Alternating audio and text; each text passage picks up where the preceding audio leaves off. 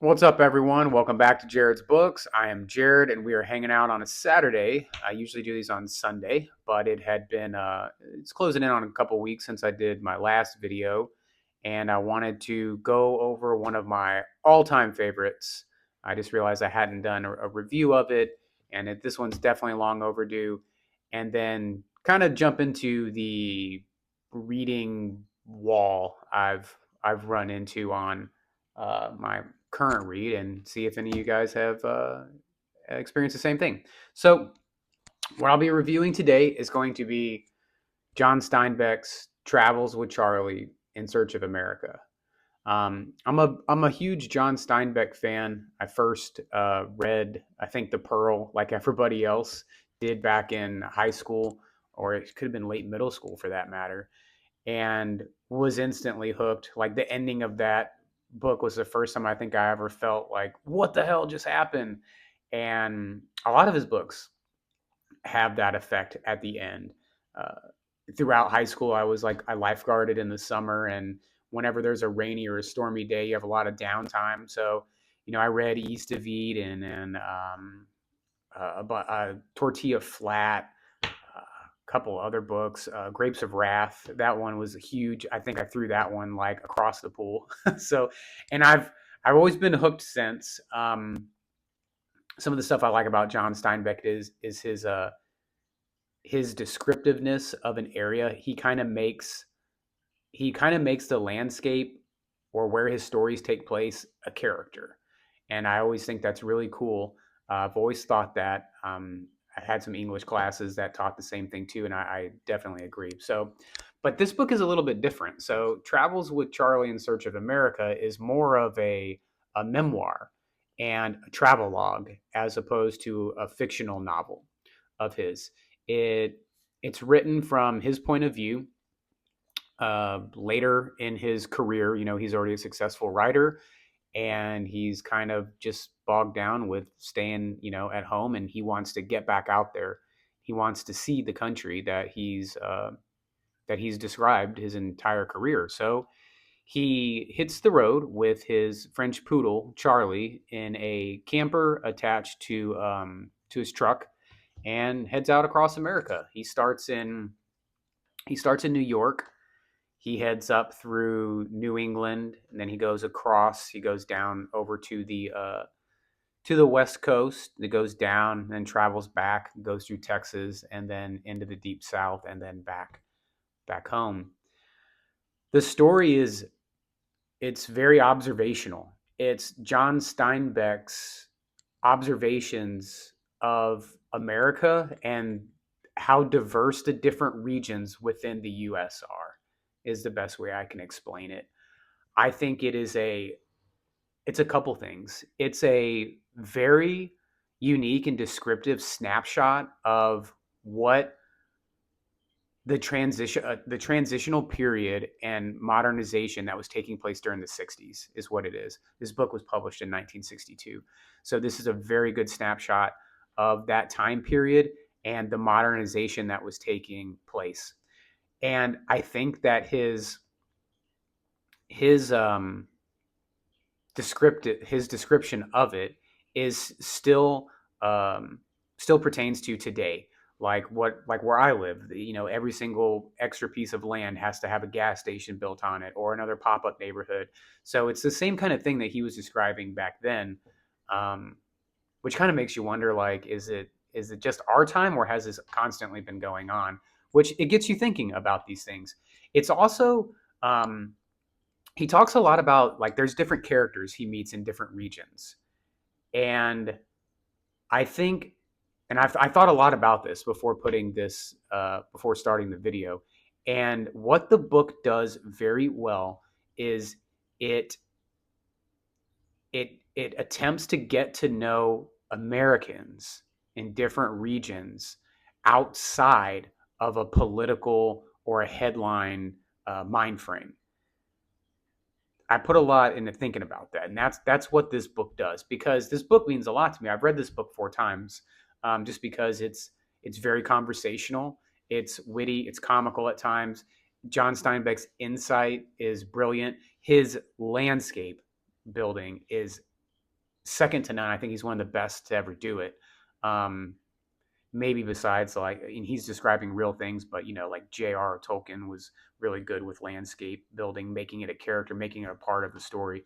But that's what this book does. This book explores what it's like to be American beyond politics, and I, it's hard to kind of not think about now, because it seems like everybody's one way or the other, and that kind of makes up their identity. And it's not. I mean, that's not anybody's identity, I don't think. And I think this book, if you read it, will kind of get you back to what those identities are like in different regions and stuff. It gives very accurate portrayals, I think, that are still poignant to today. Even his exploration of the Deep South. I live in Texas. It's a pretty harsh criticism of it, but he's not wrong and he's not inaccurate. So I think it does a great job. It's a refreshing read. It's insightful. It's ethereal. It will get you thinking, but it's still fun. This was one of his, and like I think I mentioned a couple of videos ago, I was trying to reread East of Eden, and I found it. I'd heard another booktuber refer to East of Eden as a pretentious novel, and it really was. It was like I was watching somebody that's trying too hard, and that's a criticism of he's easily my favorite author of all time, probably. This book's not that. This book it's genuinely him. It's a genuinely human novel. Um, it's great because it's from his point of view. I can't recommend it enough. If you haven't read it, you should read it. Uh, it's great. I wish I could give a better description, but you should definitely check it out.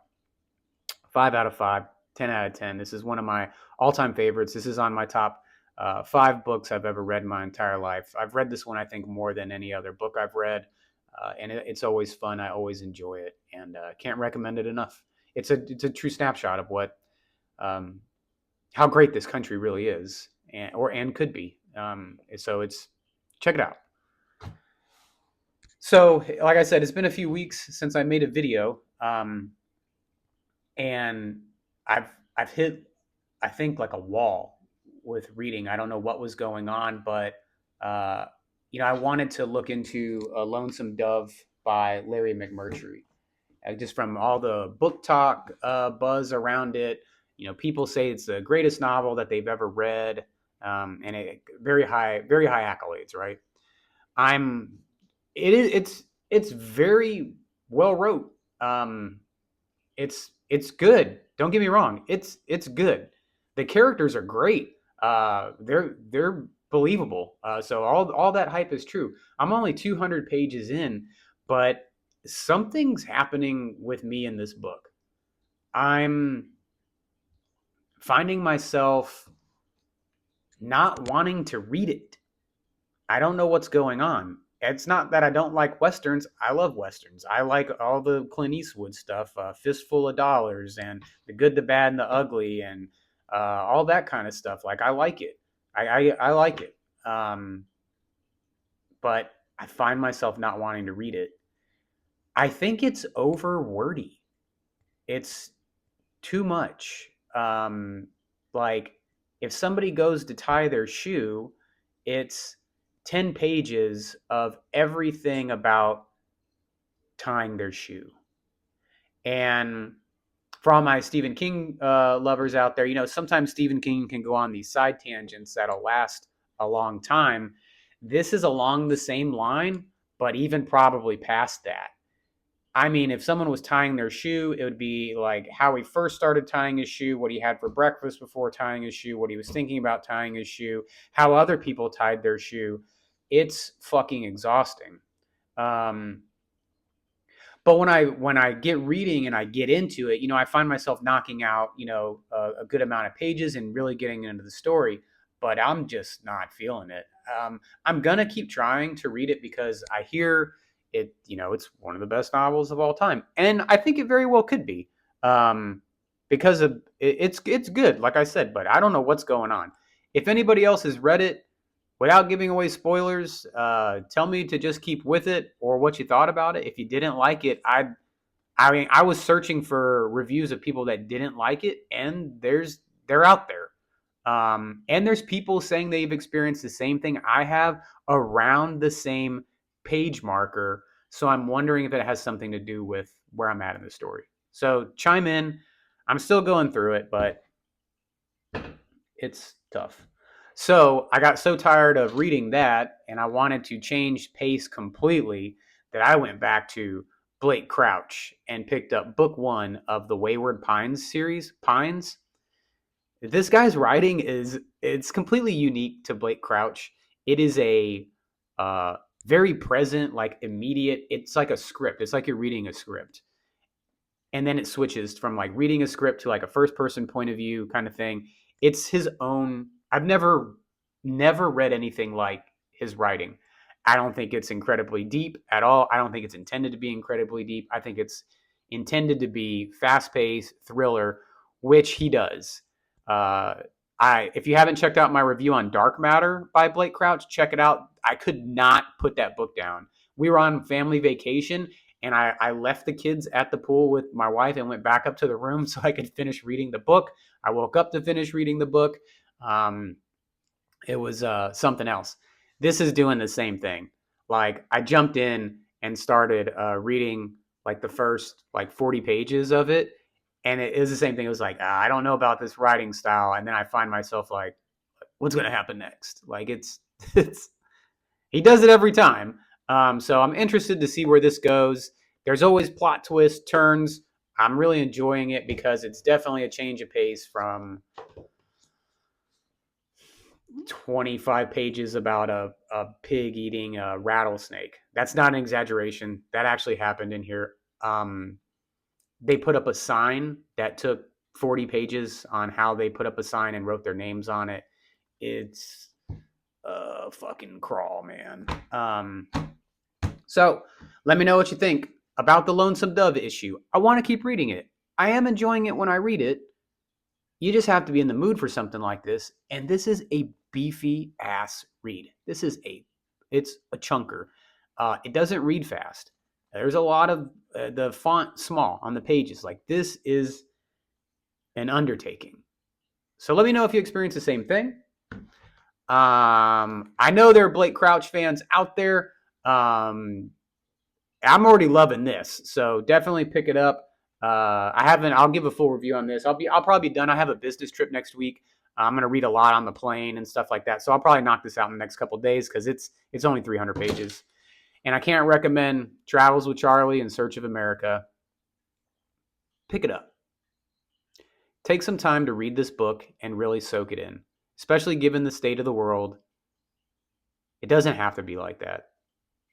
Check it out. It's a peaceful novel. It's great. It kind of reminds you. I can't really put it into words. It's special. This is a special book. And I'd love to hear what people thought about this because it's one of my top. It's probably top 3 now that I'm saying it out loud. Definitely check it out. That's all I got. I am not nearly caffeinated, but we're working on it. And then hopefully I can get back into working on my own novel, which has also been sidelined because of work, procrastination, ADD, and trying to read Lonesome Dove. So thanks for checking out the video. I really appreciate all the views and all the feedback. Some of you that are chiming in on like every video, thank you so much. I really appreciate it. I will get back to you when you comment on my page. I've promised myself that, and I kind of just remembered why I started this page in the first place, and that's to really talk about these stories. I think writing's brilliant. I think if more people got into reading and writing and just explored literature, everybody would be a lot calmer and a lot happier for it. So hope everyone's having a great weekend. As always, thanks for stopping by. Keep reading. Talk soon.